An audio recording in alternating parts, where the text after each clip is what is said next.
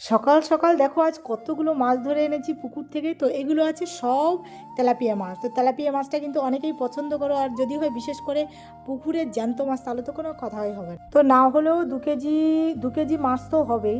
তো তেলাপিয়া মাছ সত্যি কথা বলতে মানে কাটতে ভীষণ কষ্ট হয়, খেতে সত্যি ভালো লাগে, আর ছেলে মেয়েও তেলাপিয়া মাছটা ভালো খায়, এক কাটার মাছ যেহেতু।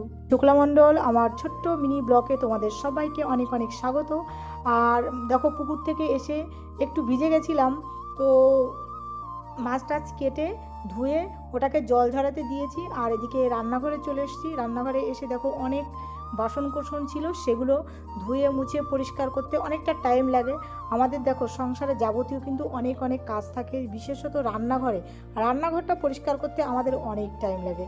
তো রান্নাঘর যেহেতু রান্না করা হয় তার জন্য তেল কাশলে একটু বেশিই পড়ে, তার জন্য একটু ঘন ঘন সাবান জল দিয়ে ধুলে না তো জায়গাগুলো চিপচিপে হয়ে যায়। তাই মানে সব সময় কি করি, সার্ফের জল দিয়ে একটু মানে ধুয়ে মুছে রাখার চেষ্টা করি। যেহেতু আমি উনুনেও রান্না করি আর গ্যাসেও রান্না করি, তো উনুনে রান্না করতে গেলে প্রচুর কালি হয়, কালিগুলো ধোয়া মোছা করতে গেলে ওগুলো কলে বাসন ধুই।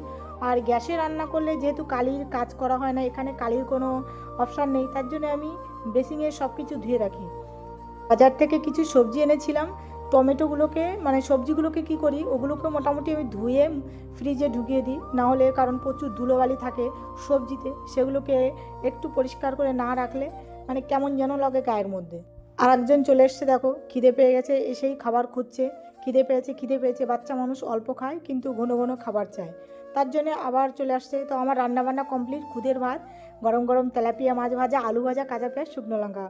তো সত্যি বলছি খাবারটা দেখেই মানে লোভনীয় লাগে আর খেতে খুব ইচ্ছা করে। আর এই খাবারটা যদি 2-4 জন বসে যদি এক জায়গায় বসে খাওয়া হয় তাহলে তো আরও ভালো, চান্দান